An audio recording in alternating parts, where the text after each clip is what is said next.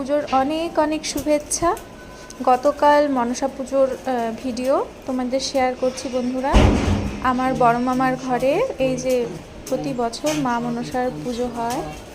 আগে এই পুজো আমার দিদা করতেন, এখন বড় মামি ছোট মামিরা মিলে এই পুজো করেন। আমিও এই পুজোয় গতকাল উপোস ছিলাম।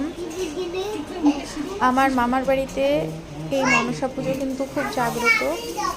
ছোটোবেলায় আমি মামার বাড়িতেই তো থাকতাম, তো সবসময় দেখছি যে মনসা পুজোটা খুব ভালো করে করা হতো। পুজো দিয়ে মন শান্তি হয়ে গেল, তাই মা মনসার দর্শন সবাইকে করিয়ে দিচ্ছি।